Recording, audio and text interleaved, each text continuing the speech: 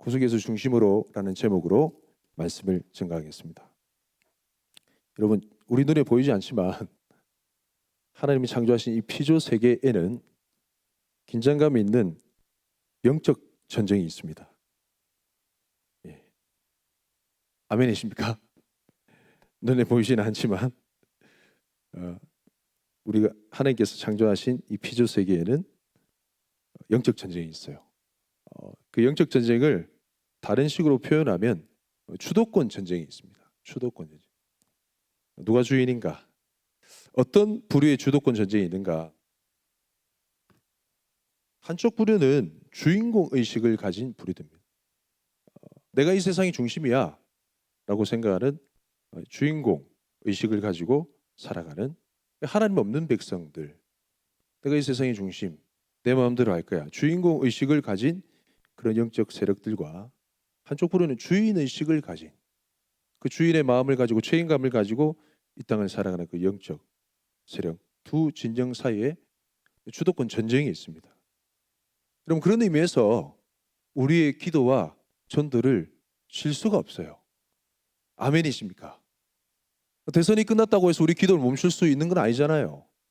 이 나라 이 정부를 위해서 기도했다라고 해서 그 결과가 맺어졌다고 해서 기도를 멈출 수 있는 것 아니잖아요.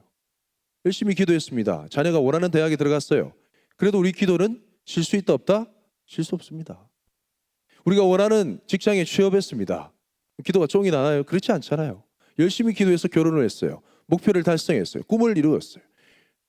그렇다고 우리의 기도를, 전도를 쉴 수 없는 이유는 주도권 전쟁이 있다는 겁니다. 할렐루야. 여러분, 왜 그런가 하면 내가 이 땅의 주인이야 라고 하는 악한 세력들을 향한 영역 표시가 바로 우리의 기도입니다. 할렐루야. 내가 이 땅의 주인이야, 내 마음대로 할 거야 라고 하는 그 악한 세력들을 향한 선전포가 바로 전도인 줄 믿습니다. 그래서 우리의 입술을 하나님을 향해서 간구하는 기도를 쉴 수가 없는 거예요.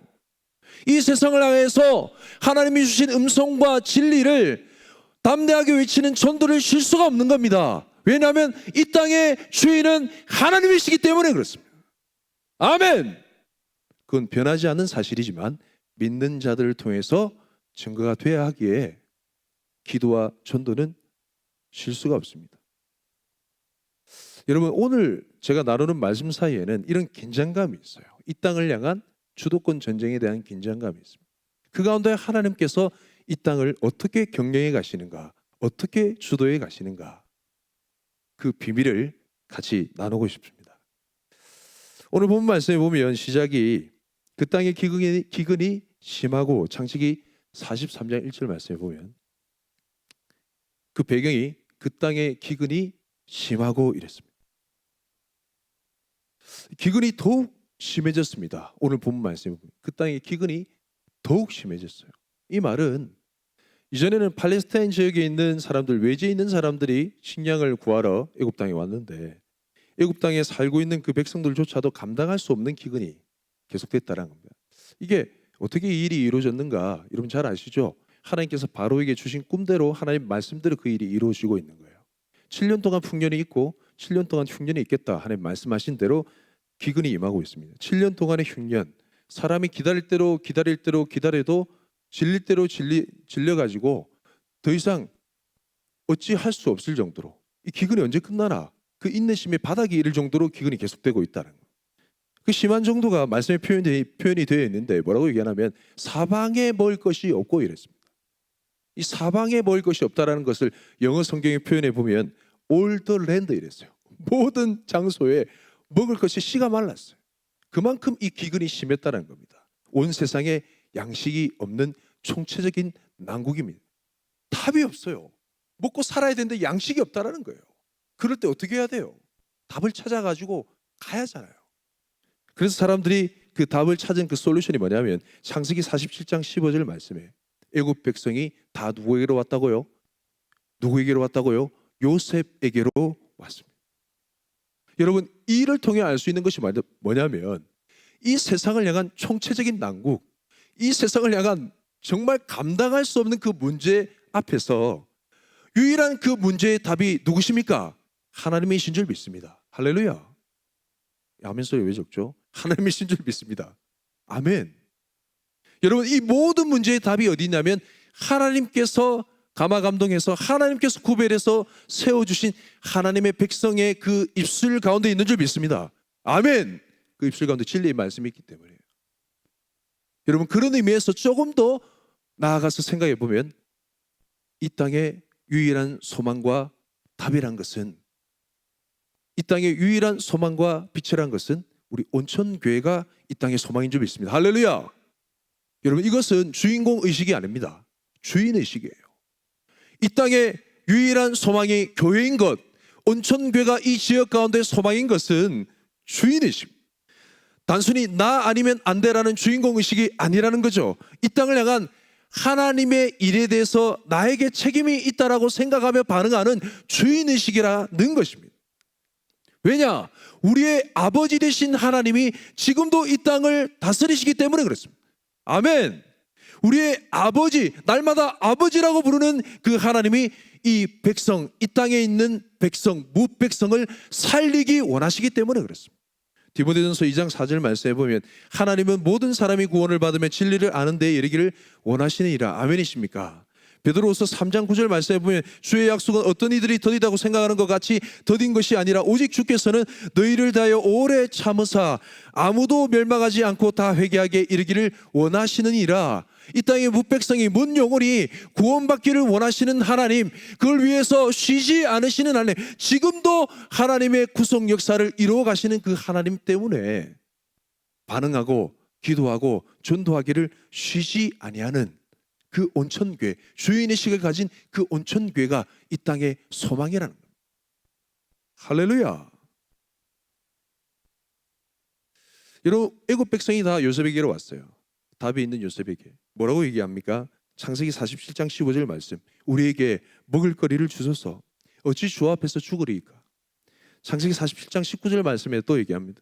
우리가 어찌 우리의 토지와 함께 주의 목전에서 주의 목전에 죽으리이까. 이 말 무슨 말이에요? 살려달라는 거예요. 기근이 매우 심하게 되면, 우리 삶의 문제가 계속되게 되면, 해결의 실마리는 보이지 않고 인내심이 바닥에 되어서 끊임없이 반복되면 하나님을 모르는 세상도 답을 찾아서 이렇게 얘기할 수밖에 없다는 말이에요. 살려주세요. 살려주세요. 살게만 해주세요. 라고 말할 수밖에 없는 상태라는 겁니다. 여러분, 그런 의미에서 과학기술이 아무리 발달해도, 의학기술이 아무리 발달해도 인간의 죄 문제, 그 죄 문제로 말미암은 영적인 문제는 사람의 힘으로 해결할 수 없습니다. 아멘이십니까? 어떤 교회 새 가족이 많이 등록한대요. 최근에 그 새 가족 부류가 어떻는가? 가족 단위로 막 온대요. 교회를 다녀본 사람들이 아니래요.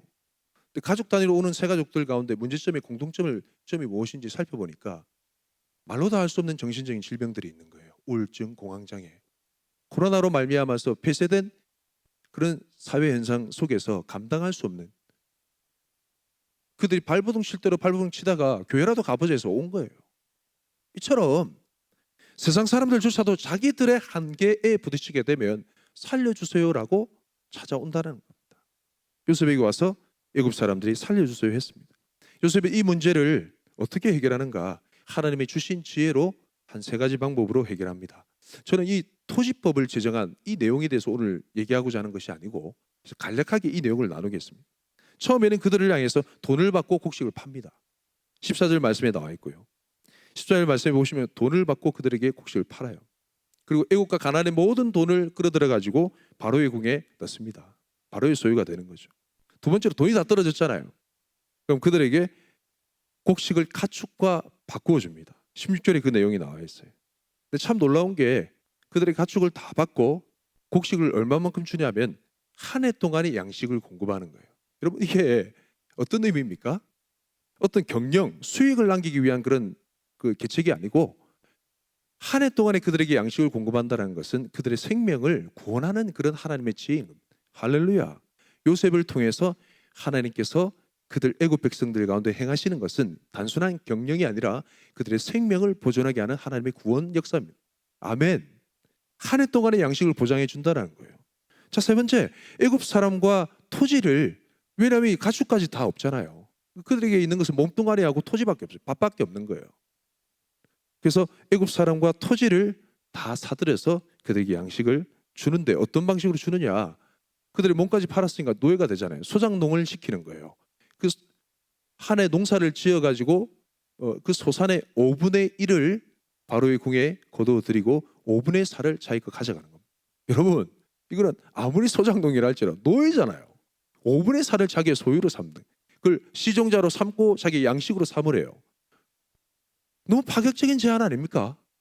뭘 의미할까요? 똑같은 얘기입니다. 단순한 경영이 아니라 그들을 먹여 살리기 위한 하나님의 구원 방책인 겁니다. 이해되십니까? 하나님의 주신 지혜대로 행한 요셉의 행위는 애굽 백성을 향한 하나님의 기근 가운데 있는 애굽 백성을 향한 하나님의 구원의 계책이라는 거예요. 저는 하나님의 지혜는 놀랍습니다. 이 백성들의 반응이 어떻습니까? 황송하겠죠. 백성들의 반응이 창세기 47장 25절 말씀에 나와 있습니다. 다시 한번 읽어볼까요? 시작. 그들이 이르되 주께서 우리를 살리셨사오니 우리가 주께 은혜를 입고 바로의 종이 되겠나이다. 주께서 우리를 살리셨사오니, 살려주셨다 이 말이에요. 맞죠? 이 반응이 맞잖아요. 토지 정책을 행하는 모든 것들마다 살리기 위한 정책이었다는 거예요. 할렐루야. 이날의 새 정부가 이런 정책으로 하나님을 경외하는 마음으로 이 땅 이 백성들을 향해서 정책을 펼치길 간절히 기도하시기 바랍니다. 할렐루야. 살리기 위한 정책이 돼야 돼요. 우리를 살리셨으니 우리가 주께 은혜를 입고 바로의 종이 되겠. 다른 식으로 표현하면 어떤 내용이냐면 당신은 우리의 생명의 은인입니다. 당신의 행동이 아니었다면, 당신의 처사가 아니었다면 우리는 죽은 목숨이었습니다. 우리가 지금 얻은 생명은 덤으로 사는 인생, 생명입니다. 그러므로 우리가 기꺼이 바로의 종이 되겠습니다. 종이 되어도 기쁘고 황송한 그런 은혜와 자비가 넘치는 그런 순간이라는 거예요. 어떻게 해서 이 일이 이루어졌습니까? 하나님이 주신 지혜대로 요셉의 행함을 통하여서. 할렐루야. 요셉의 개인적인 능력과 자질이 아니라 하나님이 주신 지혜인 줄 믿습니다. 이처럼 하나님이 주신 지혜라는 것은 주변에 있는 모든 백성들, 하나님의 지혜의 자비가 미치는 모든 영혼들을 향해서 살리고 생명을 풍성히 얻게 하는 그 능력이 있는 줄 믿습니다. 아멘. 여러분, 이처럼 사방에서 요셉에게로 다가오는 그런 역사가 있었어요. 그리고 하나님의 구원을, 생명을 맛보는 은혜가 있었습니다. 여러분, 이 가운데 하나님께서 하나님의 백성들을 옮기시는 구도가 보이는데 바로 오늘 말씀 제목인 구속에서 중심으로 옮기시면서 하나님의 일을 행하신다는 거예요. 자, 어떻게 구속에서 중심으로 옮기는가? 간략하게 설명해 볼게요. 하나님께서 이 애굽 땅 백성을 구원하기 위해서 요셉의 인생을 들여 사용하셨습니다. 그 당시 최대 강국이었던 요셉의 기금 문제를 누가 해결했습니까? 말씀을 통해 보듯이 요셉이 해결했습니다. 하나님이 요셉을 통해 해결하신 셈이죠. 근데 이 요셉이란 존재가 원래는 어느 위치에 있었어요? 그는 하나님이 주신 꿈으로 말미암아 형제들로 왕따를 당했어요. 멸시를 받았어요. 가족 가운데서도 구속에 있었습니다. 그리고 그는 형들에 의해서 애굽에 노예로 팔려간 히브리 노예 신세였습니다. 물론 하나님이 그와 함께 계셨지만은 세상에 찌그러질 대로 찌그러진 구석탱이 신세였다는 거죠.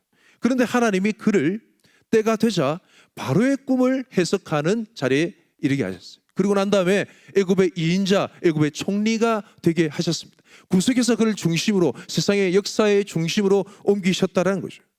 그것을 통하여서 하나님이 이스라엘 백성들을 통하여서 이루실 하나님의 구원의 경륜을 이 요셉을 통해서 구속에서 중심으로 옮기심을 통해 이루어가고 계신다는 사실입니다. 할렐루야.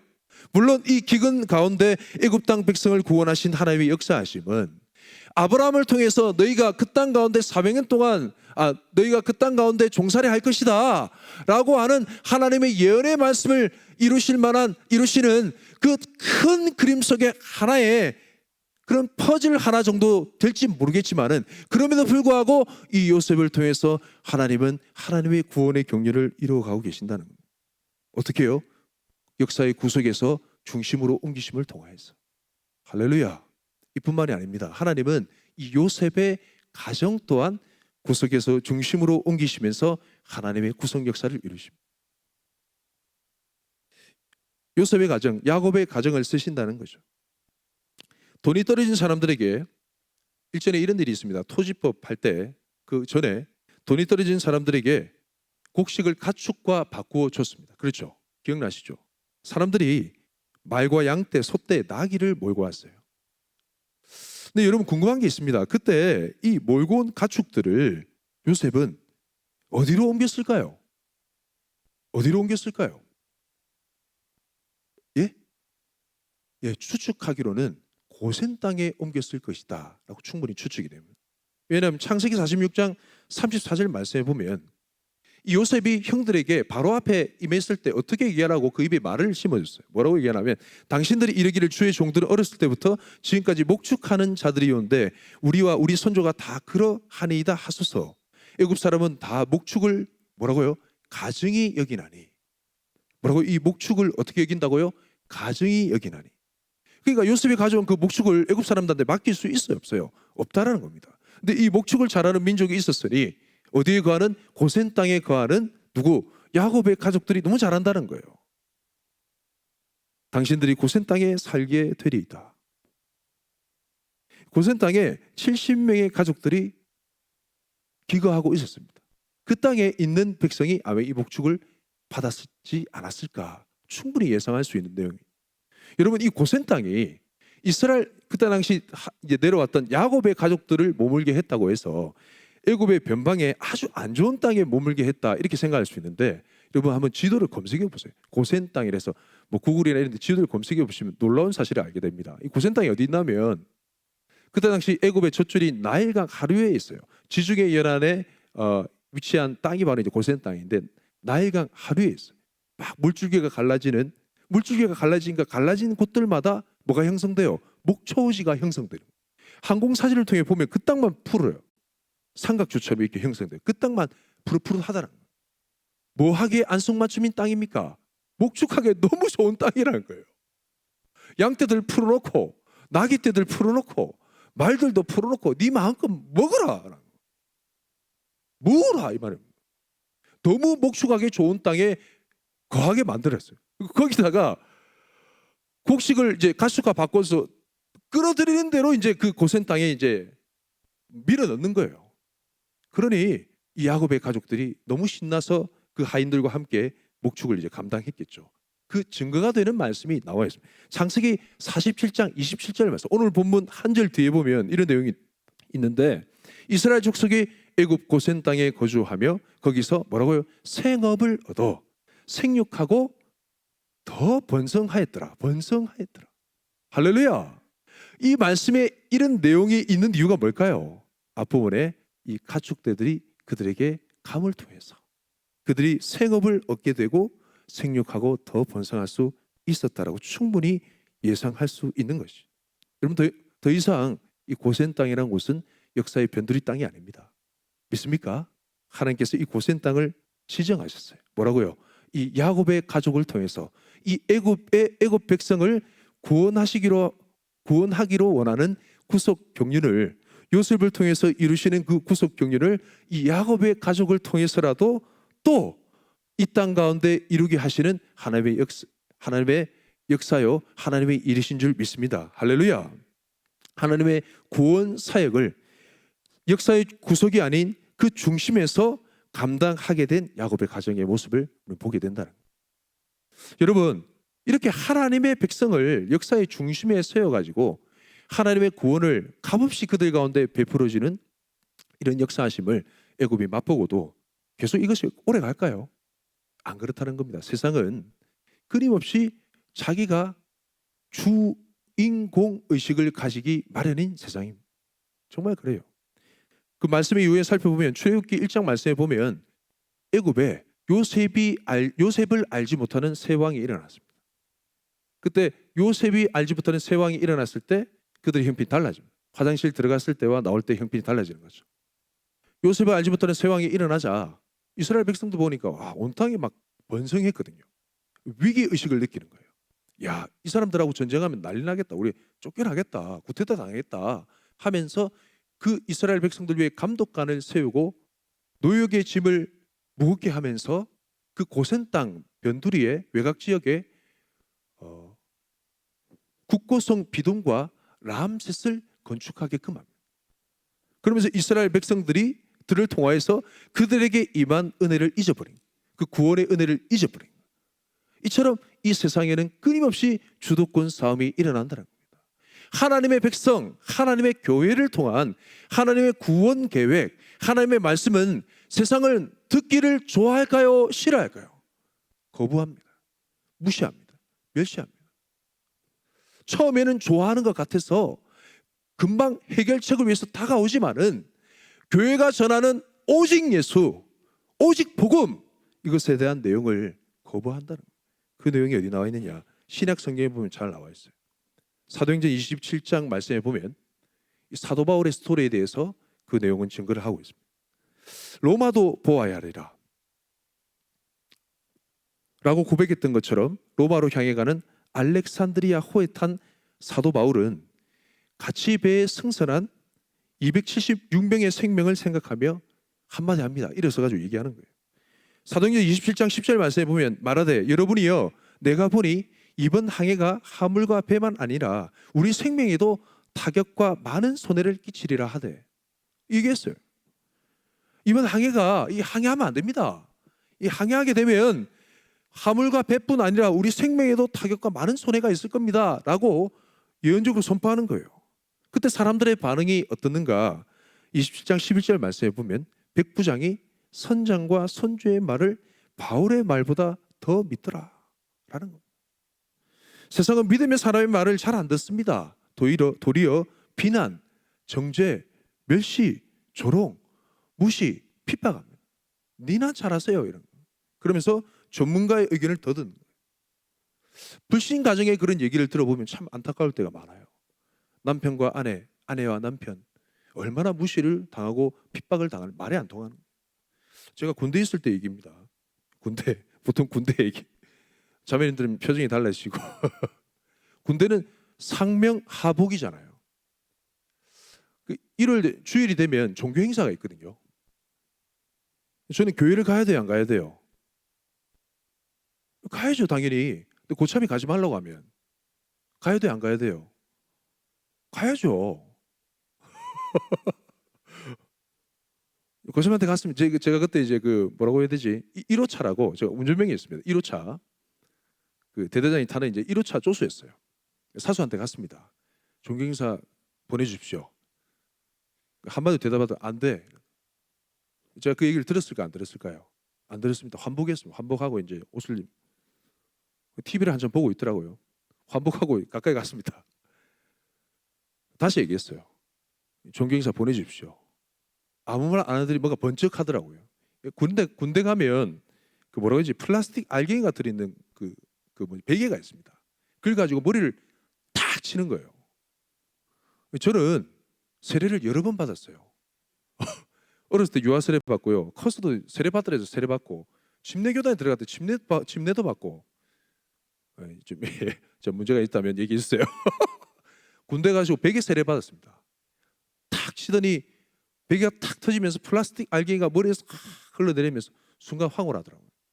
귀에 들린 얘기가 다 주워! 뭐 이런 플라스틱 알갱이를 다 주워가지고 베개 속을 다 채워넣고 한마디 들었어요.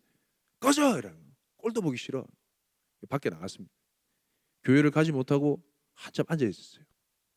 그때 저랑 좀 친했던 그 상병 고참이 있습니다. 제가 그때 이등병 때였는데 제가 군대 가지고 축구를 좀 잘했습니다. 별명이 지단이었어요. 지단. 제 얼굴에 지단이 좀 있습니까? 볼 수 없으니까 제가 막 던지는 거예요. 그냥 축구 잘했습니다. 제. 저를 지단에 불렀던 이제 그 상병 고참이 나와가지고 어깨를 탁 얹더니 아마 그 선임이 보낸 것 같아. 좀 설득을 해봐라. 이게 친하니까 설명하도록. 에이? 자, 최이병. 자, 군대 오게 되면 고참 얘기를 들어야 돼, 안 돼야 돼? 들어야 됩니다. 대답했죠. 예. 그러면 고참이 교회 가지 말라고 하면 안 가야 돼, 가야 되는? 저는 가야 됩니다. 왜? 저는 고참보다 높으신 하나님을 믿기 때문에. 자석이 이해가 안 되네. 다시 얘기할게. 이러면서 처음부터 다시 하는 거예요. 고참 얘기 들어야 안 돼, 안 돼, 안 돼. 들어야 됩니다. 고참에 교회 가지 말라면 어떻게 해야 돼? 가야 됩니다. 똑같이 얘기했어요. 저는 고참보다 높으신 하나님을 믿기 때문에. 갑자기 번쩍하더라고요. 뒤통수를 팍 때리더라고요. 돌아서면 하는 얘기가 에라이 미친 놈이라더라고요. 속으로 이랬습니다. 나보다 나이가 작은 놈들이. 제가 군대를 늦게 가지고 고참이 저보다 나이가 적어서 동생한테 뒤통수를 맞으니까 기분이 좀 얹었더라고요. 세상 사람들은 우리 믿는 자의 말이나 반응에 대해서 조롱하고 멸시합니다. 이해를 못합니다. 못 받아들입니다. 아무리 살리는 말이라도 못 받아들여요. 열왕기하 9장에 보면 이런 내용이 있습니다. 엘리사가 하나님께서 말씀하신 자기 스승의 엘리야를 통해서 예언하신 그 말씀에 순종을 하기 위해서 예후에게 기름을 부어 이스라엘의 왕으로 세우는 장면이 있습니다. 하나님께서 엘리야에게 세 가지를 얘기했거든요. 다메섹으로 가서 하사엘에게 기름을 부어가지고 아람 왕을 세우고, 그 님시의 아들 이래 돼 있는데 님시의 손자입니다. 사실은 님시의 자손인 예후에게 기름을 부어 이스라엘 왕으로 삼고, 그 다음에 엘리사에게 기름을 부어가지고 너를 대신해서 선지자로 삼으라. 세 가지를 예언했는데 그 가운데 있는 예후를 이스라엘 왕으로 삼기 위해서 엘리사가 누구를 보내느냐? 자기가 가는 것이 아니고 엘리사의 밑에 있는 선지자의 생도를 보냅니다. 지금으로 얘기하면 교습생, 견습생, 전도사 이제 보내는 거예요. 아주 젊고 파릇파릇한. 보내가지고 뭘 얘기하느냐? 기름병을 가지고 가지고 예후를 찾아서 머리에 붓고 당신이 이스라엘 왕이 될 것입니다라고 선포하고 뒤도 돌아보지 말고 딱 나와라 이래요. 여러분 중요한 게 이 선지자의 생도가 보기에 어려 보이고 보기에 볼품 없어도 이 사람이 권위를 가지는 이유는 뭐 때문입니까? 그 입술에 있는 하나님의 말씀 때문인 줄 믿습니다. 할렐루야. 여러분 여기에 비밀이 있습니다. 주의 몸된 교회가 세상 가운데서 비굴하지 않을 수 있는 이유는, 세상 가운데 영적 권위가 있는 이유는, 세상에 주의의식을 가지고 살아갈 수밖에 없는 이유는 우리 가운데 주신 진리의 비밀 때문에 그렇습니다. 아멘. 우리가 세상적으로 높아서도 아니고 잘나서도 아니고 대단해서도 아니야. 우리 입술 가운데 주신 거부할 수 없는 하나님의 비밀의 경륜 때문에 그런 줄 믿습니다. 선지자의 생도가 그 하나님의 영적 권위를 가지고 갔습니다. 기름병을 부었어요. 당신 이스라엘 왕이 될 거예요. 그리고 뒤도 돌아보지 않고 쫓아나왔습니다. 그때 그 장면을 본 왕의 신하 중에 한 사람이 기름 부음 받은 예후에게 와가지고 이런 얘기합니다. 어떤 얘기를 하느냐? 열왕기하 9장 11절 말씀에 보면 이렇게 얘기합니다. 예후가 나와서 그의 주인의 신복들에게 이르니 한 사람이 그에게 묻되 평안하냐? 그 미친 자가 무슨 까닭으로 그들에게 왔더냐? 대답하되 그들이 그 사람과 그가 말한 것을 알리라 하더라. 무슨 내용입니까? 그 왕이신 한 사람이 얘기하면 저 미치광이가 뭐라고 시끄리드노 이 말입니다. 선지자의 생도가 와가지고 하나님의 말씀을 전하고 기름병을 붓고 쫓아나오는 그 장면을 보고 뭐라고 얘기하는 거예요? 저 미치광이가 얘기하는 거예요. 사람들은 하나님의 말씀을 입에 머금은 사람을 뭐라고 취급하는 거예요? 미치광이라 취급합니다. 인정하지 않습니다. 쉽게 바라보지 않습니다. 듣지 않습니다. 귀를 막아 뭐라노? 무시해 버립니다. 조롱합니다. 여러분, 근데 여기서 우리가 취해야 될 행동이 있습니다. 그게 뭐냐면 끝까지 인내할 이유가 있습니다. 모든 상황을 인내로 잘 이겨내면 이게 나중에 어떤 재료가 되냐면 회개할 재료가 됩니다. 그 대상이 회개할 재료가 된다는 거예요. 왜요? 왜냐하면 이 세상은 우리가 입술로 전한, 우리 심령 가운데 감화감동 주신 우리가 입술로 전한 하나님의 말씀대로 되게 되어 있기 때문에 그렇습니다. 두고 보라고요. 우리 입술로 전한 하나님의 말씀대로 되게 되어 있기 때문에 그렇습니다. 할렐루야. 이건 변하지 않는 사실입니다. 그러니 그들이 우리를 조롱한 만큼, 그들이 우리를 멸시한 만큼, 그들이 우리를 핍박한 만큼, 그러니 예수님께서 기뻐하고 즐거워하라 얘기하는 거예요. 그들이 나중에 눈물을 흘리며 돌아올 재료가 되는 거예요. 사도 바울의 말대로 일어서서 얘기했어요. 많은 사람이 무시했습니다. 사도 바울의 말대로 큰 타격과 손해, 완전 혼쭐이 났어요. 유라굴로라는 광풍을 만나가지고 큰 타격과 손해를 입고 그들이 어떤 지경이 있느냐, 구원의 여망마저도 없어졌을 그때 이 구원의 여망 더 이상 살 수가 없겠구나라는 그런 상황입니다. 그때 사도 바울이 일어나서 얘기합니다. 사도행전 27장 21절 말씀 같이 한번 읽어볼까요? 시작. 여러 사람이 오래 먹지 못하였음에 바울이 가운데 서서 말하되 여러분이여 내 말을 듣고 그에 대해서 떠나지 아니하여 이 타격과 손상을 면하였더라면 좋을 뻔하였느니라. 22절 내가 너희를 권하노니 이제는 안심하라. 너희 중 아무도 생명에는 아무런 손상이 없겠고 오직 배뿐이리라. 여러분 지금 상황이 어떤 상황입니까? 모든 사람이 아이고 이제 다 죽었다.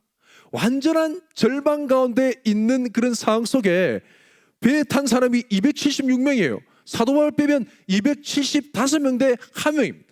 모든 사람이 다 구원의 여망, 아이고 우리 죽었다라는 절망 가운데 휩쓸 때 한 사람은 다른 얘기하는 거예요. 뭔 얘기하냐면 여러분 이제 안심하십시오 라고 얘기하는 거예요. 이런 미친 사람이 어디 있습니까? 이런 세상 물정을 모르는 사람이 어디 있습니까?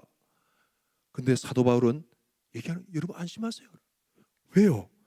그의 심령 가운데 찾아오신 하나님의 변함없는 말씀이 있기 때문에.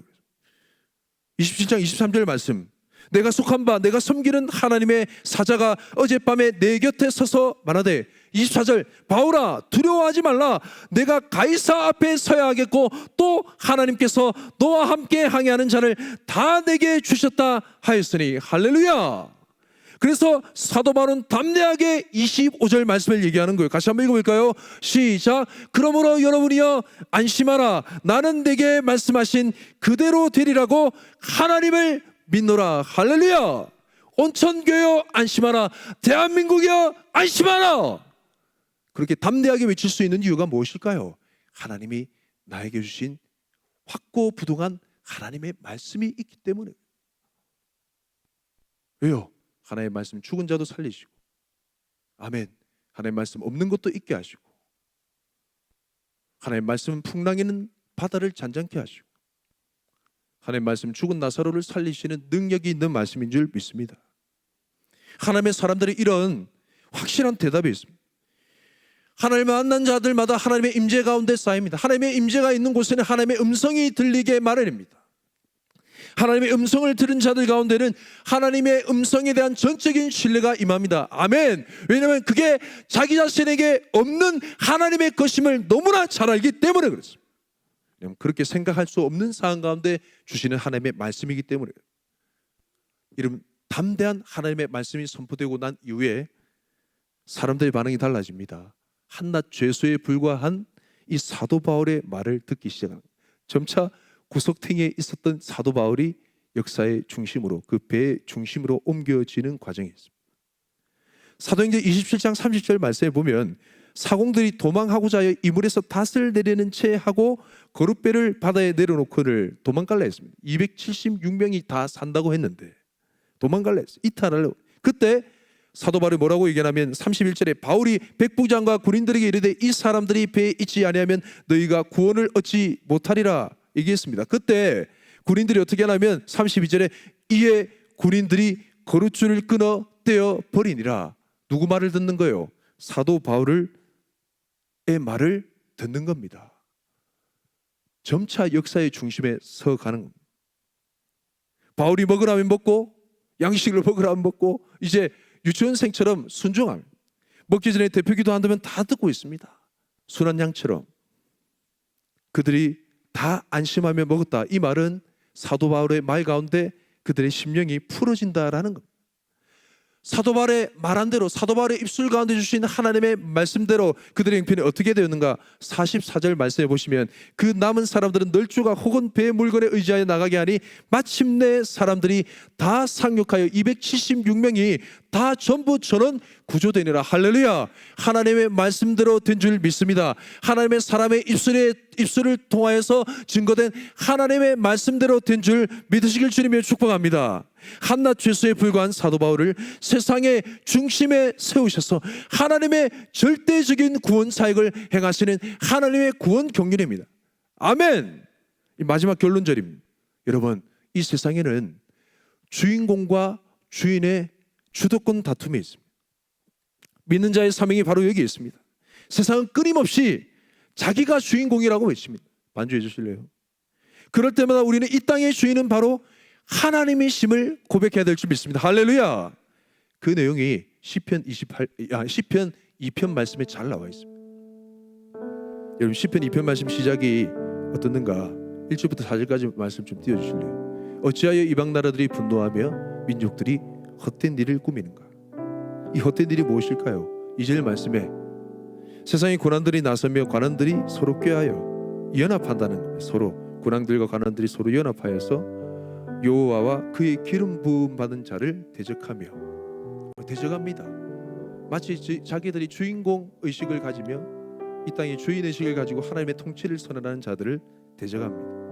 3절에 뭐라고 얘기합니까? 우리가 그들의 맨 것을 끊고 그들의 결박을 벗어버리자. 하나님의 메인 계명, 하나님의 선포된 말씀, 하나님께서 선언하신 이 땅을 향한 통치, 그 결박을 벗어버리자. 왜요? 그들이 이 땅의 주인공 되기 위해서.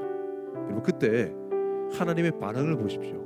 4절 말씀 같이 한번 읽어볼까요? 시작. 하늘에 계신 이가 웃으시며 주께서 그들을 비웃으시리라. 저는 이 하나님의 비웃음이 이 땅 가운데 풀어질 축복합니다. 정말 사모가 돼요. 이 땅의 영적인 질서를 회복하는 길, 이 하나님의 비웃음이 이 땅 가운데 풀어져야 돼요. 여러분, 그런 의미에서 제가 한 말씀 드릴게요. 나라의 정부가 세대 교체가 되고 나라의 정권이 바뀐다 해서 이 땅에 소망이 풀어지는 거 아닙니다. 여러분, 간과해서는 하나님께서 이 땅의 중심에 세우고자 하는 것은 어떤 특정한 정당이 아니에요. 하나님의 백성, 하나님께서 기름 부어 하나님께서 구별하여 세우신 왕같은 제사장인 주님의 몸된 교회인 줄 믿습니다. 할렐루야. 끊임없이 그 세상의 정사와 권세자들은 오히려 우리를 향해서 비웃습니다. 그때 하나님께서 그들을 향해 뭐라고 이해하시냐? 비웃습니다.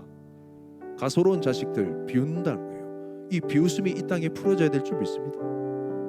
그때 주님께서 뭐라고 이해하시냐? 6절 말씀에 이렇게 얘기합니다. 내가 나의 왕을 내 거룩한 산 시온에 세웠다라는 거예요. 세상의 구석탱이 아니라 중심 가운데 나의 왕을 기름 부음 받는 자 메시아를 따르는 주의 몸된 교회를 이 땅 중심에 세우셨다는 거예요. 그러면서 하나님의 통치를 얘기하시는 거예요. 7절 말씀에 하나님의 통치가 어떻게 이루어지느냐? 그 기름 부음 받은 왕의 베푸신 하나님의 권세를 통해서 내가 여호와의 명령을 전하노라. 여호와께서 내게 이르시되 너는 내 아들이라. 자녀된 권세를 통하여서 이 땅 가운데 하나님의 통치를 이루신 줄 믿습니다. 할렐루야. 이 아들의 권세, 이 자녀된 권세가 어떻게 이루어지는가? 세상의 정사와 권세자들을 향한 두 가지 반응. 8절 말씀에 내게 구하라. 이방 나라를 유업으로 주겠다. 하나는 하나님의 백성들의 말을 듣는 그들을 향하여서는 하나님의 구원을 선언하시고 9절 말씀에 내가 철장으로 그들을 깨뜨리며 거부하는 자들을 향한 하나님의 심판을 통하여서 이 땅을 다스리시는. 할렐루야. 이게 무엇입니까? 교회를 향해 주셨던 천국 열쇠입니다. 이 땅에 무엇이든지 매면 하늘에서 매일 것이고 이 땅에 무엇이든지 풀면 하늘에서 풀리려 하는 천국을 열고 닫는 하나님의 권세. 주의 몸된 교회에 주신 교회의 권세, 그 천국 열쇠를 통하여서 이 땅을 다스린다고요. 여러분, 온천교회는 더 이상 이 땅의 구석이 아닙니다. 하나님께서 우리를 이 땅의 중심으로 옮기십니다. 그리고 온천교회가 어떻게 하는지 주목하십니다. 근데 우리는 끊임없이 쉴 수 없는 우리의 기도를 멈추지 않아요. 쉴 수 없는, 도저히 멈출 수 없는 우리의 전도를 멈추지 말아야 될 줄 믿습니다. 그것이 하나님이 이 땅을 다스리신다라는 내 선언, 고백인 줄 믿습니다. 우리 이 시간 다 함께 찬양하고 기도했으면 좋겠습니다. 죽임 당하신